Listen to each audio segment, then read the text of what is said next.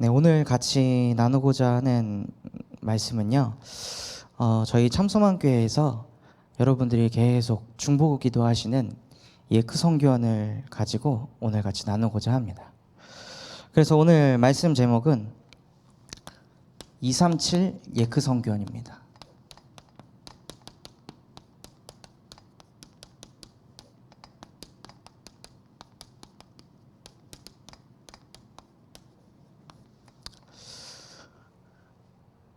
예크 성교원에 많은 사역들이 벌어지고 있는데 이거를 소통할 채널이 없더라고요. 어떻게 인도받고 있는지, 하나님께서 어떤 은혜를 주고 계시는지 그것들을 같이 나누고자 합니다. 먼저 저는 유치부 교역자도 아니고 유초등부 교역자인데 제가 왜 성교원에서 있을까요? 시편 119편 105절에 주의 말씀은 내 발의 등이요 내 길의 빛이니이다 라고 말씀을 주셨습니다. 그래서 무엇을 하든지 간에 항상 말씀을 따라갑니다. 제가 여기 여수를 내려올 때 하나님께서 제게 주신 말씀이 있었습니다. 열왕기상 19장 19절에서 21절에 보면 엘리사가 엘리야의 그 갑절의 영감을 얻기 위해서 자기가 가진 모든 것들을 내려놓고 엘리사가 엘리야를 따라갑니다. 근데 거기에서 제가 붙잡았던 언약은요, 엘리사가 엘리야에게 수종 들었더라. 그래서 제가 담임 목사님에게 할 것은 수종 드는 것입니다. 담임 목사님이 뭔가 일을 할 때 막힘이 있으면 그걸 풀어가는 것입니다. 그것이 로마서 16장 전도자의 보동식입니다. 그래서 한 번은 담임 목사님께서 예크 성교원이 자꾸 휘청휘청하니까 고민을 얘기하시더라고요. 예크 성교원만큼 중요한 게 없는데, 정말로 어렸을 때 아이들에게 복음을 각인시키는 것만큼 중요한 게 없는데 왜 자꾸 이렇게 흔들릴까? 왜 자꾸 흑암이 이 예크 성교원을 무너뜨리려고 할까? 중요하기 때문이다. 그런데 아무도 여기에 올인을 안 한다. 그래서 답답하다고 그렇게 이야기하시더라고요. 그래서 그 얘기를 듣고 전도자의 고민이 예크 성교원이라면 하나님 저를 보내주시옵소서 하고 예크 성교원으로 인도받게 되었습니다. 저는 어린 아이에 대해서도 아무것도 모릅니다. 뭐 애를 키워본 적도 없고, 애가 오면은 무섭습니다. 어떻게 안아야 될지도 모르겠고 달래야 될지도 모르겠고, 그런 제가 하나님의 은혜로 예크 성교원에 가게 됐습니다. 예크 성교원에 갔더니 무엇을 보게 하셨냐면, 성교원에 있는 아이들 중요합니다. 근데 가장 중요한 게 부모와 교사라는 것을 깨닫게 하셨습니다. 결국에는 그 아이가 누구를 만나느냐에 따라 인생이 달라집니다. 이 사무엘이 한나라는 엄마를 만났기 때문에 사무엘이 나온 것입니다. 한나가 사무엘을 데리고 그 성전에 맡기기 전에 어떻게 기도했을까요? 그거를 생각했을 때 막 가슴이 북받치더라고요. 그 수년 동안 핍박받으면서 너는 애 하나도 못 낳냐? 너는 이것도 하나 못하냐? 이런 얘기 엄청나게 많이 들어서 얻었던 그 피 같은 자기 아들을 성전에 맡겼는데 이양희 목사님과 같은 서민 목사님이 안 계신 교회에 맡겼습니다. 영적 상태 완전 안 좋고 부교학자들은 어떻게 하면 돈 빼먹을까? 어떻게 하면 사역 안 하고 편히 쉴 수 있을까? 이런 생각만 하는 그 교회에다가 자기 자녀를 맡긴 겁니다. 그게 한나의 믿음이었습니다. 한나는 무엇을 믿었냐? 하나님이 나와 함께 한다는 걸 믿었습니다.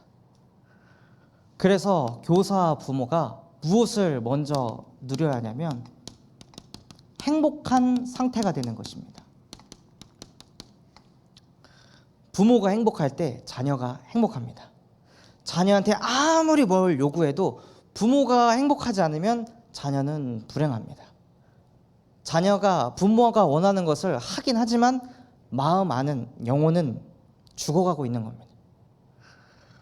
그래서 무엇으로 행복해야 하냐면, 부모가 자녀가 이제 말을 하네, 이제 애가 걷네, 이제 애가 뒤집기를 하네, 그거 가지고 행복하면 시달립니다. 무엇으로 행복해야 하냐면, 원래 인간은 하나님의 형상대로 창조된 영적 존재예요. 그래서 부모와 교사가 무엇으로 행복해야 되냐? 하나님이 지금 나와 함께 하신다. 우리 자녀와 상관없이, 내 상황과 환경과 상관없이 영이신 하나님께서는 지금도 나와 함께 하십니다. 그래서 나는 하나님과 교제도 할 수 있고, 하나님께 내 모든 것을 털어놓을 수도 있고, 하나님에게 내 모든 고민을 아뢰고, 하나님께서 주신 말씀을 가지고 사고하고 선택하고 행동할 수 있습니다. 그때 인간은 행복합니다. 그 행복을 누리다 보면 무슨 응답을 받게 되냐면, 창세기 1장 28절, 생육하고 번성해라, 정복하고 다스려라, 그러면서 하나님께서 지도자의 응답을 허락하십니다. 지도자는 어떤 사람이냐? 지도자는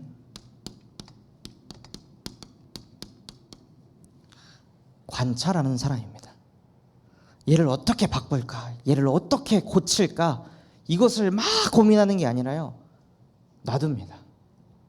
놔두고 지켜보는 겁니다. 얘가 어떻게 가는지, 어떻게 성장하는지, 그걸 옆에서 지켜보고 딱 필요한 그때 아이를 돕는 겁니다. 그때마다 정확한 미션을 주는 겁니다. 그걸 하기 위해서는 무엇을 해야 하냐? 아이를 관찰해야 합니다. 그렇게 우리가 영적으로 힘이 있게 되면 하나님께서 또 이러한 엄청난 축복을 부어주십니다. 창세기 2장 10절에 너희가 있는 그곳이 바로 에덴이다. 그곳을 통해서 네 개의 강줄기가 뻗어나가게 할 것이다. 번성하게 하고 번창하게 할 것이다. 결국에 이걸 묵상해 보면 여러분이 가지고 있는 그 영적인 축복이 후대한테 계승된다는 것입니다. 계승이라는 뜻은 높은 위치에 있는 사람이 아랫사람에게 자기가 가진 모든 것들을 물려주는 것을 뜻합니다. 그래서 여러분이 가지고 있는 그 행복이 아이들에게 고스란히 계승되는 겁니다. 그러니까 이 아이가 어디를 가도 무엇을 하도 상관없는 겁니다. 하나님이 지금 나와 함께 하신다. 하나님이 나와 동행하시기 때문에 나 하나님께 기도할 수 있잖아. 지금 나 뭐 해야 되지? 하나님께서 무슨 말씀 주셨지? 그것을 가지고 아이가 살아가는 것입니다. 그런데 행복한 상태에 있어야 할 우리 부모와 교사가 불행한 상태 속에 있습니다.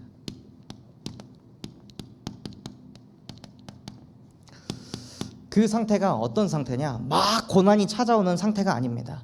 불행한 상태는 어떤 상태냐?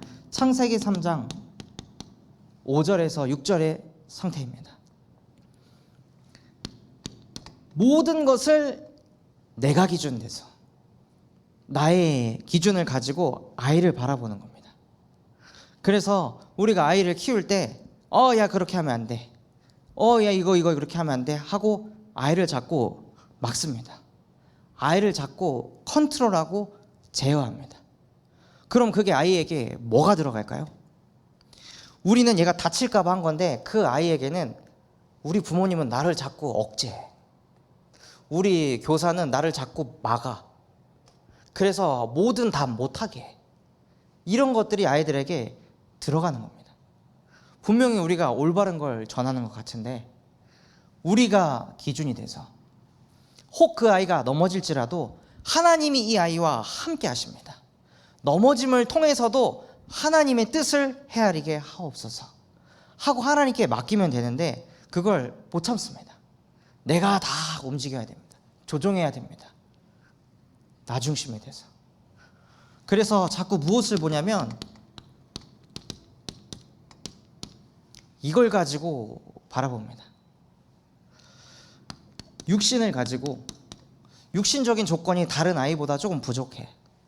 육신적인 조건이 다른 아이들보다 발달이 좀 안 됐어. 그러면 더 조급하죠. 더 조급해가지고 애를 더 재촉합니다. 더 몰아붙입니다. 그러니까 애들이 이상해지는 겁니다. 역사를 통해서도 알 수 있습니다. 사도세자라는 인물, 그 인물이 어렸을 때는 되게 똑똑했거든요. 가르치는 족족 잘 깨달았습니다. 그런데 어느 날부터 뭔가 얘가 공부가 조금 안 되기 시작하니까 그 아버지 임금이 이 사도를 더 쪼았습니다. 그러니 결국에 그 아이가 영적 문제 와서 무당하고 같이 놀고 자꾸 접신하고 이상한 짓을 하고 나중에는 귀신 들려서 자기 마음에 안 들고 자기가 해가 될 존재들은 다 죽여버립니다. 그런 사도세자를 끔찍히 사랑했던 아버지는 결국에 그 틀에 가둬가지고 말라 죽여버립니다. 그렇게 인간이 나, 육신 이거에 딱 잡혀 있으니까 진짜 뭐가 중요한지 모르게 합니다.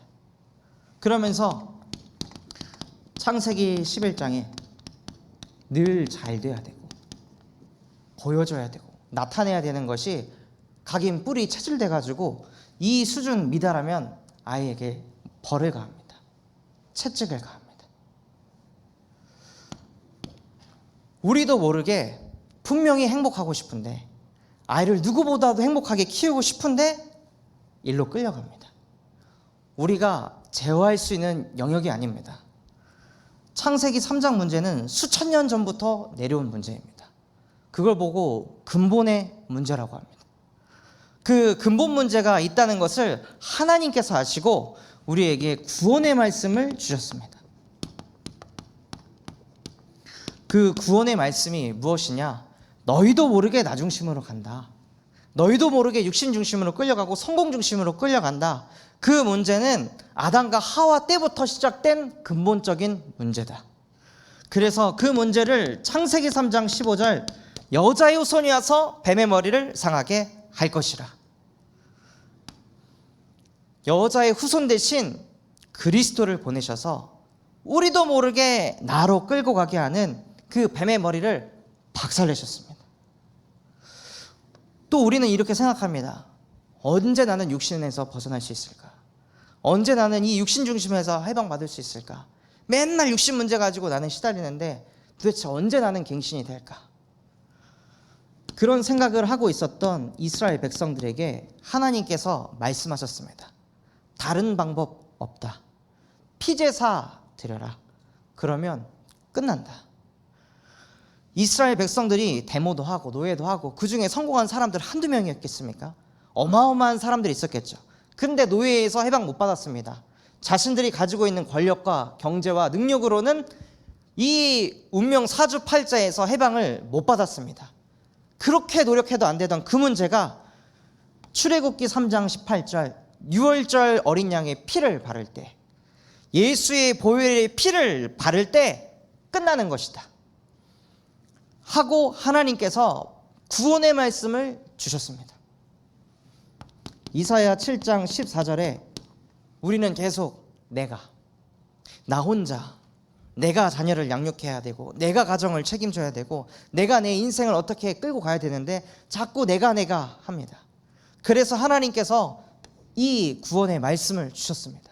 보라, 처녀가 잉태하여 아들을 낳을 것이니 그의 이름을 임마누엘이라 하리라. 하나님이 우리와 항상 함께 하십니다. 우리 혼자 뭘 하는 것이 아니라 우리 혼자는 절대 불가능합니다. 안 됩니다. 답이 없습니다. 제가 이번 주에 RSS 차량 운행을 하고 계속 하다 보니까 한 3시간 정도 운행을 하게 되더라고요. 그 운행을 다 끝내고 와이프 병문안을 갔다가 집에 딱 들어갔는데 들어가자마자 제 서재가 보이는 겁니다. 근데 그날 RSS에서 미션이 주어졌었거든요. 237 지도자의 방은 다르다. 237 지도자의 방은 깨끗하다. 더럽다면 더러운 귀신의 공격을 받은 것이다. 그러니 얘들아, 더러운 귀신의 공격을 박살내자. 오늘 집에 가서 방 청소해라. 이것이 너의 미션이다 하고 미션을 줬습니다. 그러니까 애들이 막 다 해가지고 찍어서 올리는 거예요. 그 받아놓고 딱 도착했는데 제 서재가 지저분한 거예요. 왜 이 미션을 내가 줬을까? 진짜 하기 싫다. 막 허리는 끊어질 듯 아프고 그냥 침대에 가서 퍼지고 싶은데 나는 왜 하필 이렇게 사서 고생을 할 거야, 하나님? 그냥 애들 냅두면 되는데 왜 자꾸 애들을 건드릴까요? 이런 생각을 하다가 하나님, 저는 또 저를 믿습니다. 내가 힘들고 내가 피곤하고 그래서 나는 못하고 나는 안 되고 나는 쉬어야 됩니다. 또 다시 나는 나 중심으로 끌려갑니다. 그러나 예수 그리스도께서는 허리 안 아프시잖아요. 그리스도께서는 안 피곤하시잖아요. 그리스도께서는 더러운 귀신을 박살낼 수 있는 권세를 가지셨잖아요. 그분이 나의 모든 것을 끝내셨잖아요. 그분이 나와 함께 하신다면 하나님, 나 할 수 있습니다 하고 가서 30분 동안 정리하고 아침에 못한 설거지도 끝내고, 그러니까 행복한 거예요. 그리스도께서 나와 함께 하신다. 그래서 그때 무엇을 느끼냐? 진짜 내 모든 근본 문제가 십자가에서 다 끝났다. 그 모든 문제를 끝내신 예수는 그리스도시요 살아계신 하나님의 아들이십니다. 그 예수 그리스도를 우리가 수시 때때로 선포하고 고백할 때 음부의 권세 너를 못 이긴다. 우리의 무능, 우리의 게으름, 우리의 나태함, 우리의 연약함, 그리스도 못 이긴다. 그리스도께서는 모든 것을 이기신 전능자이십니다. 왕 중에 왕이십니다. 그분이 나와 함께하기 때문에 못할 것 없습니다 하고 이 구원의 말씀을 늘 고백하고 선포하는 겁니다. 그러면서 그 예수를 영접하는 자, 곧 그 이름을 믿는 자들에게는 하나님의 자녀가 되는 권세를 주셨으니, 그 권세를 가지고 늘 고백하는 것입니다. 다른 걸 구하는 게 아니라 하나님, 나에게 오직 성령이 필요합니다. 오직 성령이 내게 임하면 나는 권능받아 증인 될 것입니다. 누구의 증인이 되냐? 후대의 증인이 될 것입니다. 복음을 잘 설명하는 사람 말고, 강단 말씀 잘 풀어주는 사람 말고, 강단의 증인되는 사람. 그 말씀이 내게 임해서 말씀을 따라 움직이고 말씀 따라 사고하고 말씀 따라 선택하는 그 증인. 우리 부모님은, 우리 교사는 정말 말씀 따라가는구나. 저것이 바로 하나님의 사람이구나. 그것을 보여주는 겁니다. 이 축복을 우리 부모와 우리 교사들에게 하나님께서 부어주셨습니다.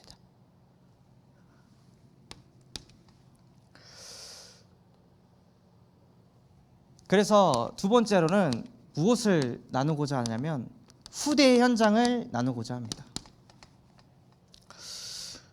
우리 후대들은 교육을 받습니다. 교육에도 당연히 문화가 있겠죠. 우리 후대들은 무슨 교육을 받냐면요, 주입식 교육을 받습니다.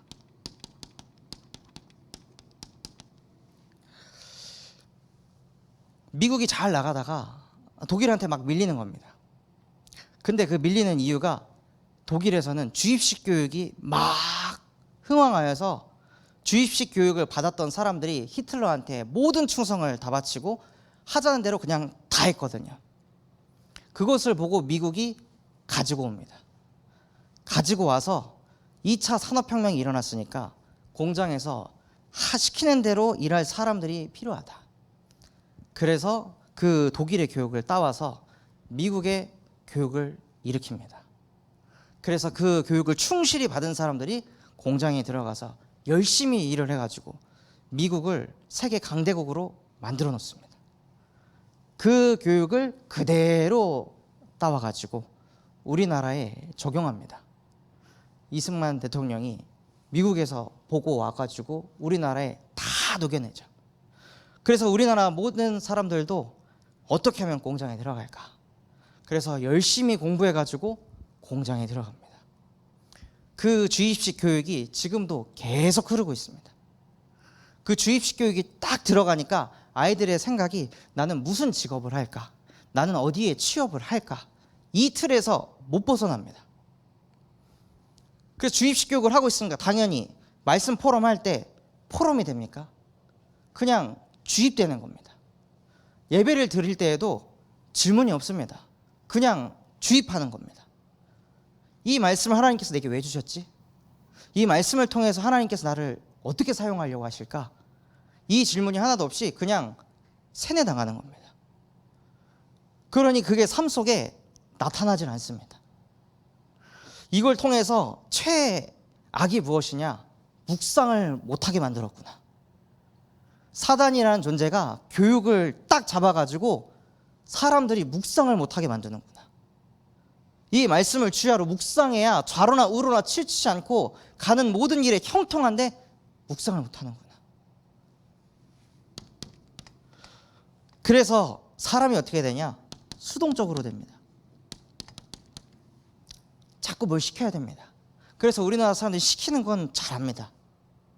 그러나 자율적으로 잘 못합니다.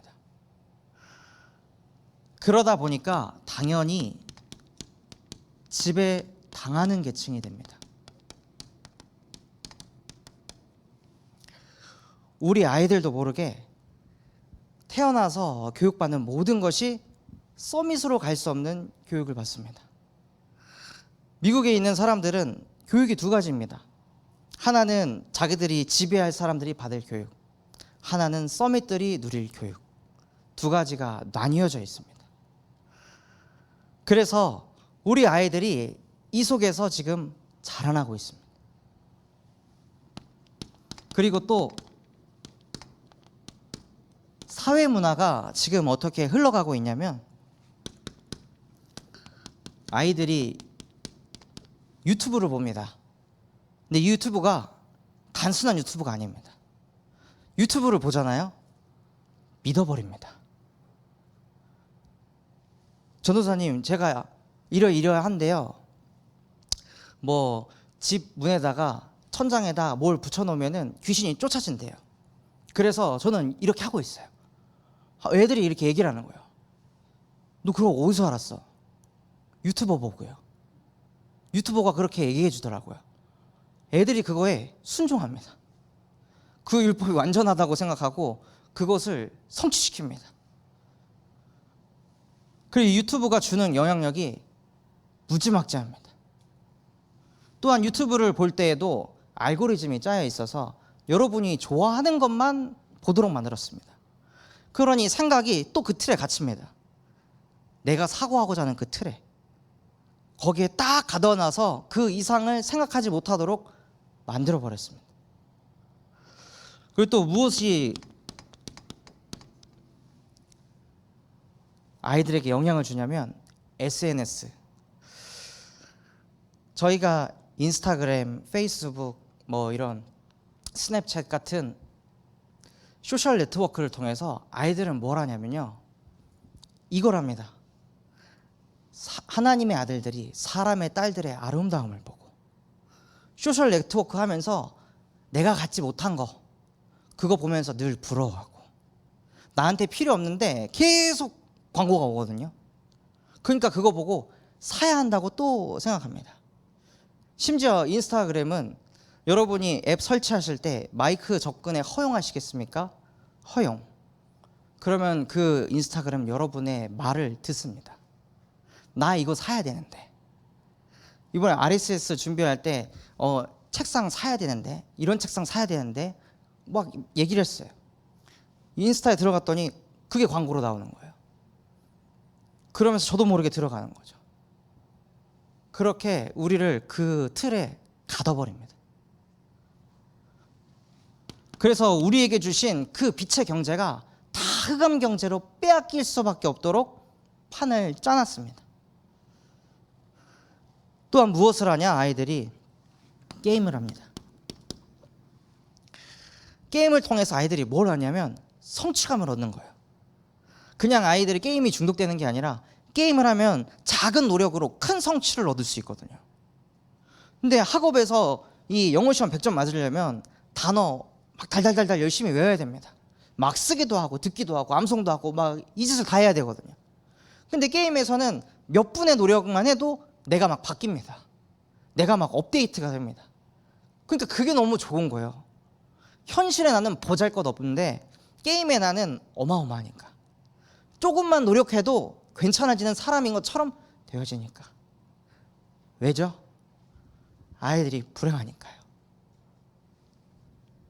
아이들이 불행하니까 여기로 다 끌려갑니다. 아이들의 영이 하나님 만나고 싶어가지고 막 발버둥을 치고 있는데 이 영적인 이 갈급함이 안 채워지니까 자꾸 여기로 다 끌려갑니다. 그래서 자기도 모르게 여기에 중독되고 자기도 모르게 이 속에 빠져 있습니다. 근데 아무도 이 안에서 중독자로 살고 싶은 사람은 아무도 없습니다. 이 안에서 일평생 보내고 싶은 사람 아무도 없습니다. 근데 흑암이 진짜 실제하기 때문에 우리 후대를 딱 잡아서 이 안에서 끌고 다니고 있습니다. 그렇기 때문에 우리가 더 무엇을 해야 하냐? 부모와 교사가 구원의 말씀으로 나를 살리는 겁니다.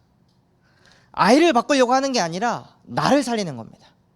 아이가 무너졌습니까? 근데 그 무너짐이 나에게 영향을 준다면 나도 불행한 겁니다. 내가 진짜 영적으로 행복하고 평안하다면 아이가 이렇게 되든 저렇게 되든 상관없습니다. 제가 가정생활을 할 때 와이프가 조금 힘들어하면 와이프를 바꾸려고 하는 게 아니라 나를 살립니다. 하나님, 내게 예수가 그리스도 되셔서 이것이 아무 문제 아니라는 걸 깨닫게 해주세요. 내가 먼저 복음으로 행복하고 내가 먼저 복음으로 감사하면 모조리 다 살릴 수 있습니다. 하나님이 나와 함께 하신다면. 그래서 하나님이 저와 함께 하시니까 막 웃겨주기도 합니다. 이상한 짓도 하고 주의 은혜로 막 방구도 이상하게 막 나옵니다. 그럼 그거 듣고 빵빵 터져가지고 막 웃거든요. 그러면 그거 가지고 다시 또 소통하고 이야기하고 그렇게 하나님께서 살리게 하십니다. 우리 후대들이 이러한 문화에 이러한 틀에 딱 갇혀서 살아가고 있을 때 세상의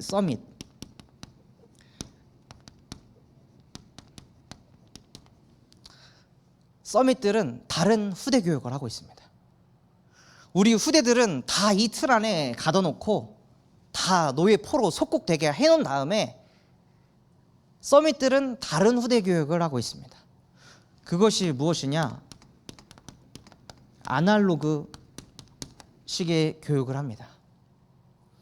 우리 후대들은 막 태블릿 PC로 공부하고 스크린을 보면서 공부하는데 서밋들은 칠판에다가 글을 쓰고 강의를 하고 아이들은 노트에다가 필기를 합니다. 그래야 뇌에 좋은 영향이 간다는 걸 그들은 알고 있습니다. 그래서 에버노트를 만든 그 직원들조차도 에버노트를 안 쓰고 손으로 필기를 합니다. 자기들에게 안 좋은 영향이 온다는 걸 알고. 근데 전 세계에는 에버노트가 최고라고 쫙 깔고 뿌려대죠. 그리고 나사하고 구글이 대학교를 만들었습니다. 싱귤레리티 대학이라는 대학교를 만들어서 이 안에서는 뭐 수학 이런 거를 가르치는 게 아닙니다. 이 안에서는 인문학을 공부합니다. 철학을 하게 만듭니다. AI를 정복하려면 AI가 못하는 걸 해야 한다. 그래서 이 싱귤레리티 대학에서는 인문학을 공부하면서 사람이 사고력을 키우게 합니다. 그리고 그거를 서로 교제하고 소통하면서 상대방의 말을 공감하고 수용하고. 근데 AI는 공감을 못하거든요. 그러니까 그런 것들을 훈련시키는 거예요. 그 테슬라 창업자가 자기의 자녀가 5명이 있는데 실리콘밸리의 사립학교를 다 다니고 있었습니다. 근데 다 자퇴시켜버리고 본인이 직접 학교를 만들었습니다. 그게 에드 에스트라라는 사립학교입니다. 이 학교에서도 무엇을 하냐? 아이들이 철학을 합니다. 그리고 여기서는 이 학년이 존재하지 않고 팀으로 구성해서 그 팀끼리 서로 포럼하고 소통하고, 그리고 뭘 하냐면 그냥 책상머리에 앉아 있는 것이 아니라 자연으로 나가가지고 자연을 체험하고 자연을 느끼고 여기에서 무슨 일들이 벌어지는지, 우리가 배운 것하고 이거하고 무슨 상관이 있는지 그런 것들을 다 체험하고 누립니다. 그리고 여기에서는 이걸 가르치죠. 왜 유튜브를 하면 안 되는지, 유튜브는 어떻게 만드는지, 유튜브는 어떤 방식으로 동작하는지 그것을 가르칩니다. 우리 아이들은 여기에 잡혀서 끌려다닐 때 이 아이들은 이런 플랫폼들을 또 어떻게 하면 만들 수 있을지 어렸을 때부터 학습을 합니다. 그러니 자연스럽게 지도자가 될 수밖에 없는 거예요. 서밋이 될 수밖에 없는 거예요. 그래서 AI가 할 수 없는 공감과 철학을 가르칩니다. 이런 시대의 흐름 속에 하나님께서 예크 성교원을 세우셨고, 예크 성교원을 통해 무엇을 하고자 하시냐면 237 예크 성교원의 응답을 주시고자 하십니다. 그렇다면 왜 237일까요? 왜 237이냐면 전 세계 어느 나라든 어느 부모도 자녀 교육에 관심 없는 부모가 없습니다. 자녀 교육은 237의 문제입니다. 그래서 예크 성교원이 자녀 교육에 대한 문제를 정확하게 풀 수 있다면 237 복음화할 수 있다. 그래서 예크 성교원이 237 할 수 있겠구나, 그게 실제 제 마음속에 담겨지더라고요. 그러면서 무엇을 통해 237이 될 것을 알 수 있냐? 사무엘상 1장 21절에 28절에 보면 사무엘을 통해 알 수 있습니다. 한나가 젖을 떼기 전까지 사무엘을 데리고 있었습니다. 그 사무엘을 데리고 한나가 무엇을 집어넣었을까요? 사무엘아, 네가 가는 그 교회는 이상한 일들이 많이 벌어질 것이다. 사무엘아, 네가 가는 그 교회는 막 말도 안 되는 상식 밑에 있는 일들이 벌어질 것이다. 근데 겁낼 거 없어. 두려울 거 없어. 창세기 3장 15절, 여자의 후손이 와서 뱀의 머리를 박살내셨다. 그 복음이 너의 복음이다. 하나님께서는 말씀으로 천지를 창조하셨다. 하나님께서는 피제사 하나로 출애굽을 시키셨다. 그 하나님이 너와 함께 하셔. 그러니까 가서 말씀 만들어라. 사람의 말 듣지 말고 우리 교회 왜 이러지? 이 교역자 왜 이러저러지? 이 중직자 왜 이러지? 그거 보지 말고 말씀을 들어라. 말씀만 받아라. 그래서 사무엘이 진짜 언약궤를 옆에 두고 말씀만 듣습니다. 그 말씀이 사무엘을 만들었습니다. 하나님이 사무엘을 키우셨습니다. 그 사무엘이 자라서 무엇을 했습니까? 237을 한 것입니다.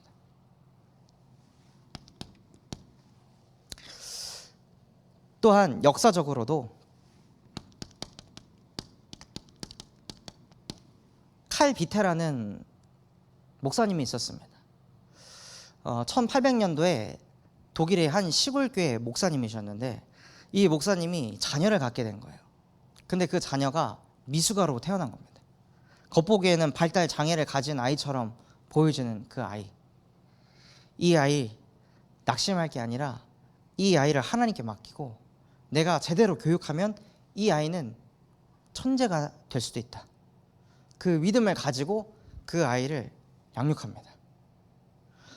그러면서 이 칼 비테가 뭘 깨달았냐면 아이는 태어났을 때 잠재력을 100% 가지고 태어난다.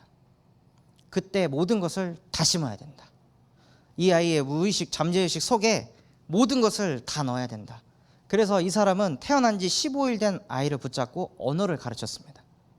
맘마, 빠빵 이런 거 말고 밥, 자동차, 식사, 또박또박 독일어를 가지고 아이에게 가르친 겁니다. 그럼 이 아이가 3살 때 독일어를 마스터합니다. 9살 때는 6개 국어를 하게 됩니다. 10살 때는 대학에 들어갑니다. 13살 때는 독일의 한 대학교에서 철학 박사학위를 받습니다. 그것이 지금도 기네스북에 기록되어 있습니다. 그래서 그 칼비태 교육을 가지고 사람들이 너무 대단하니까 귀족들이 없애버린 거예요. 이 교육을 가지고 있으면 시골 출신 애들도 이 시대를 정복할 걸 알고 귀족들이 이 교육법을 숨겨버립니다. 그러다가 수십 년이 지난 다음에 하버드 대학교 도서관에 있는 것을 한 교수가 발견하고 그것을 읽고 자기 자녀들에게 똑같이 적용했습니다. 그러니 12살, 13살에 두 아이가 하버드에 입학합니다. 그래서 이걸 보면서 야, 237이 되는구나. 이 칼비테 목사님이 자녀 한 명을 제대로 키웠는데 그것이 증거가 돼서 유럽 전역을 뒤흔들고 전 세계로 뻗어나가게 하셨구나. 그래서 이 칼비테의 교육법은 200년 동안 베스트셀러입니다. 자녀 교육의 바이블이라고 일컬어집니다. 그래서 이것을 통해서 진짜 237을 할 수 있겠다. 예크 성교원이 정말로 이 아이들에게 그 무의식 잠재의식 속에 예수 그리스도의 복음을 정확하게 심을 수만 있다면 되겠다. 그 아이들이 얼마나 똑똑하냐면요, 성교원에서 아이들이 엄마 아빠 놀이를 하거든요. 그러면 대단합니다. 막 엄마 아빠 놀이를 하는데 여보 지금 몇 시야? 빨리 안 들어와? 지금 시간이 몇 시인데 지금 뭐 하는 거야? 그럼 이제 남편 역할 하는 애가 미안해 여보, 내가 회식이 있어가지고 오늘 좀 늦었어, 이해해줘. 당신 술 먹고 들어올 거지? 나 비밀번호 바꿔버릴 거야. 당신 집에 오늘 못 들어와. 밖에서 자 하면서 막 이러면서 부부싸움을 합니다, 애들이. 그거 보면서 야, 진짜 똑똑하다. 그 칼비테 교육법을 따서 마리아 몬테소리가 또 교육법을 만들었는데 거기서 이런 걸 가르칩니다. 흡수 정신이 있다. 아이들은 모든 것을 싹 흡수합니다. 6살 때까지. 그래서 우리가 말하는 거, 우리가 행동하는 거, 모든 것을 다 흡수합니다. 어디서 배웠는지 아린이가 이렇게 탑을 이렇게 딱 쌓다가 탁 넘어지잖아요. 단전에서부터 하고 한숨을 쉽니다. 어디서 봤을까요? 그만큼 아이들은 모든 것을 다 흡수합니다. 그래서 예크 성교원의 컨텐츠가 무엇이냐? 아이들의 근본을 치유하는 겁니다.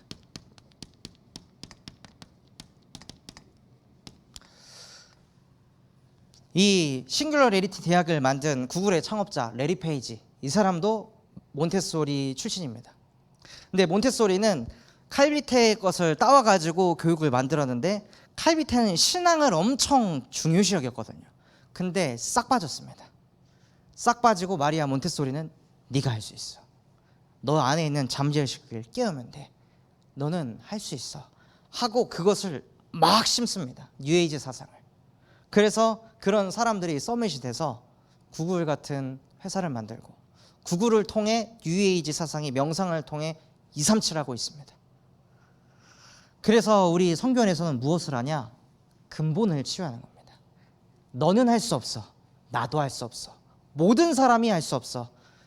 그러나 우리 안에 그리스도께서 사신다면 할 수 있다. 너가 사는 게 아니라 너 안에 오직 그리스도께서 사신다. 하나님이 너와 함께 하니까 할 수 있는 거야. 이것을 아이들의 근본 속에 심어버리는 겁니다. 무슨 놀이를 할 때에도 너는 할 수 있어가 아니라 하나님이 지금 너와 함께 하신다. 그러니 할 수 있어. 한 번은 유성이가 자기가 열심히 이렇게 다 쌓아가지고 막 이거를 빵야 빵야 하면서 자랑을 하는 거예요. 이제 저희 이제 TCK 민호가 그거를 보고 딱 잡아서 딱 뽑아버렸거든요. 그러니까 유성이가 막 올라오는 거예요, 눈물이. 그러다가 유성이가 눈물의 방으로 뛰어가고 있는 그때, 유성아, 너는 주는 사람이다. 오늘 예외 나왔지.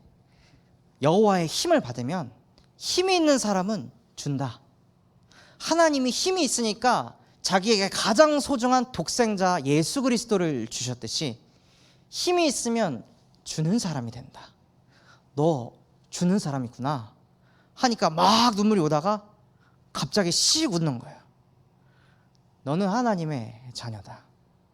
너는 8번째 렘넌트가 될 것이다 하고 또다시 축복해 주는 거예요. 그러니까 와가지고 막 웃으면서 이건 이렇게 하는 거, 저건 저렇게 하는 거고 하면서 민호한테 막 알려주는 거예요. 근본이 바뀌니까 나타나는 게 다릅니다. 그러면서 저희가 무엇을 하려고 하냐면, 마리아 몬테소리가 만든 그 교육법 중에 조화 공간이라는 것이 있습니다. 조화 공간은 무엇이냐면, 그 공간에 놓고 네가 하고 싶은 걸 다 해라. 우리가 안 돼, 하지 마 이러면 자꾸 아이들이 제한을 받고 눌리게 됩니다. 그것이 무의식 잠재의식 속에 들어가기 때문에 조화 공간을 만들어서 아이들이 이거 해도 저거 해도 아무 상관없이 대신 한계를 딱 지어줍니다. 그거를 듣고 저희 성교원 교사들이 서로 묵상하고 포럼하면서 우리는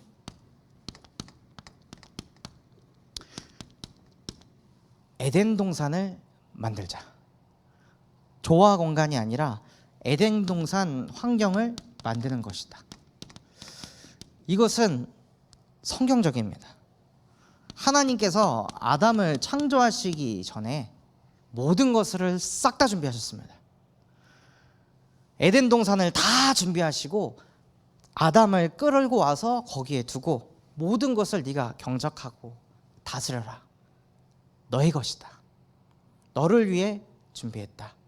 하고 아담을 그 환경에 넣어놓습니다. 그리고 하나님께서 한계를 정하시죠. 선악과만 먹지 마라 하고 한계를 딱 만드셨습니다. 그래서 저희 또한도 아이들에게 다 해도 돼, 그러나 이것만 하면 안 돼 라고 한계를 정해서 아이들이 절제할 수 있게 그것을 가르치고자 합니다.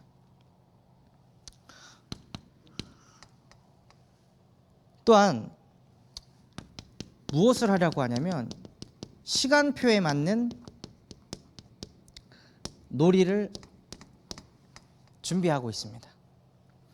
아이들이 발달하면서 어떤 아이는 민감기라는 그 때에 도달하면 언어를 막 학습하고 싶어 하고, 어떤 아이는 신체 발달을 하고 싶어 하고, 어떤 아이는 자꾸 뭘 이렇게 만지면서 촉감을 넓히고 싶어 하고, 그런 시간표에 맞춰가지고 놀이를 해줘야 되는구나, 이것을 보게 하셨습니다. 그래서 그것을 시편 1편 3절에 보면 그는 시냇가에 심은 나무가 철을 따라 열매를 맺고, 철을 따라 열매를 맺는다고 했습니다. 시간표에 따라 하나님께서 역사하십니다. 그 아이의 시간표에 맞게 놀이를 해주는 겁니다. 그래서 아이가 그 영역에 발달할 수 있도록. 그러면서 저희가 하고자 하는 것이 무엇이냐면, 최고의 응답인 독립입니다. 우리가 터치하지 않아도 아이들이 독립적으로 모든 것을 다 할 수 있도록 하나님이 함께 하시니까. 그 몬테소리에서도 목표가 독립입니다. 내가 할 수 있어. 그걸로 독립시켜서 세상에 내보냅니다. 그러나 에크 선교는 하나님이 너와 함께 하시니까 할 수 있어. 예수가 그리스도이시니까 할 수 있어. 이것을 심어서 세상에 내보내는 것입니다.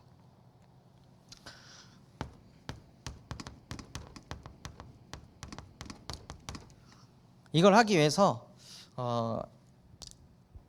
저희는 컨퍼런스를 진행합니다. 오늘 제1회 예크성교원 교사 컨퍼런스를 진행했습니다. 그걸 하면서 제가 진짜 많은 응답을 받았거든요.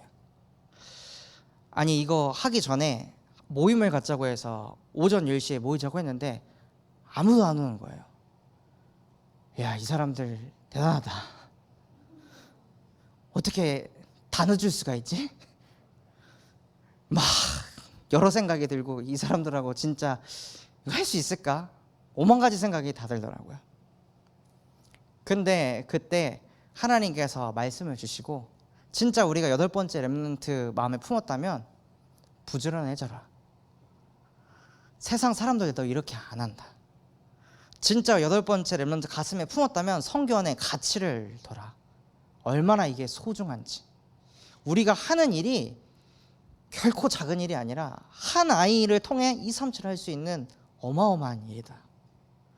그리고 우리가 맡은 일에 책임의식을 가지고 진짜 진심으로 했으면 좋겠다 하고 같이 예배를 드렸는데 이분들이 막 자발적으로 서점에 가서 막 책을 사가지고 막 공부를 하고 그 공부하다가 한계 와가지고 영성문제 맞아서 막 결박하고 기도하고 막 울고 다시 도전하고 막 이렇게 하시더라고요. 그걸 보면서 가능성이 있다. 하나님께서 정말로 이 성교원을 축복하시겠구나. 그런 것들을 좀 보게 하셨습니다. 그러면서 컨퍼런스를 통해 무엇을 하고자 하냐면은 교사와 부모 교육을 진행합니다. 아니, 저희끼리만 알고 쉐어하는 것이 아니라 부모도. 결국에 부모도 바뀌어야 아이들이 제대로 바뀝니다. 그래서 저희가 가지고 있는 그 모든 공부한 내용들을 유튜브에 다 업로드해서 부모와 다 쉐어합니다. 그리고 무엇을 하냐? 놀이교육을 합니다. 일주일 동안 아이들이 무슨 놀이를 할지 커리큘럼을 다 짜고 이 놀이를 했을 때 아이가 뭘 발달하는지 뭐에 도움이 되는지 그런 부분을 다 정리를 합니다. 그리고 그 놀이를 한 아이들의 모습을 지도자로서 관찰하고 아이들이 뭐에 흥미를 느끼고 뭐에 무관심한지 그래서 그 아이에게 맞게 다시 또 갱신하고 그 다음 무엇을 하냐면 환경을 교육합니다. 우리나라는 교사, 아이 이렇게 해서 하향식 교육을 진행합니다. 그러나 진짜 서밋을 교육하는 곳은요, 아이가 환경 속에 있는데 교사로서 있는 게 아니라 관찰자로서 이 아이가 환경에서 무엇을 하는지 이거를 봅니다. 그래서 환경이 아이의 교사가 되도록 만듭니다. 그렇기 때문에 저희는 환경을 공부합니다.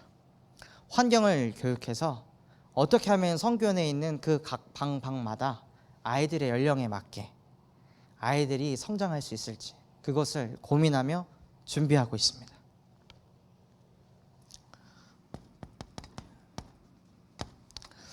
그래서 결론으로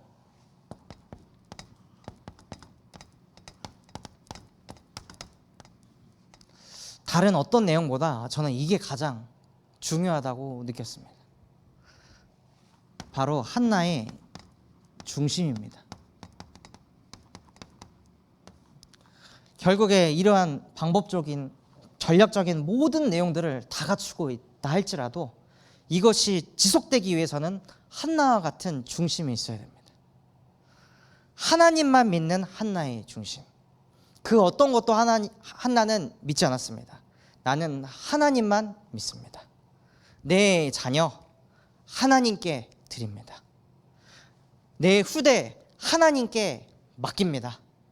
내가 터치하면 내 수준으로 자랍니다. 그러나 하나님께서 터치하시면 하나님의 수준으로 자랄 줄 믿습니다. 그러면서 한나의 중심을 가지고 아이들을 바라보는 것입니다. 아이들을 사랑하는 것입니다.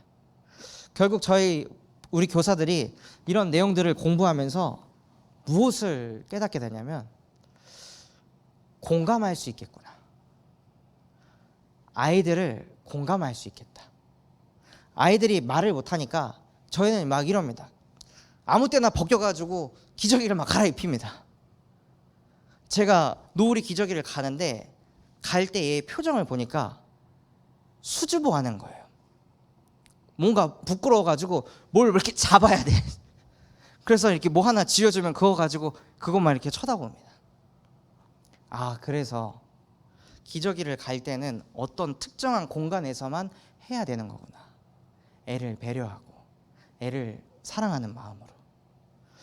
근데 아이를 사랑하려면 아이를 알아야 됩니다. 아이가 어떤 상태인지. 그래서 공부하는 거구나. 그래서 학습하는 거구나. 그것들을 배우게 되었습니다.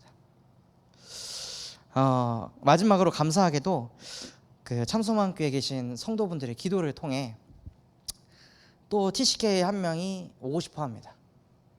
4개월 된 아이. 한나의 중심을 담았더니 사무엘과 같은 아이들만 보내줍니다. 젖을 다 먹여야 되고 우유를 타야 되고 둥둥둥 해야 되는 그런 아이들을 보냅니다. 그래서 그 아이들을 막 케어하고 하다 보니까 막 허리도 나가고 입원도 하고 이런 일들이 막 벌어집니다. 근데 너무 감사하더라고요. 아이들의 무의식 잠재의식 속에 복음을 각인시킬 수 있다는 그것이 너무나도 감사합니다. 그래서 오늘 받은 말씀 가지고 같이 기도했으면 좋겠습니다. 하나님, 정말로 부모와 교사가 먼저 행복한 인생이 되게 하여 주시옵소서.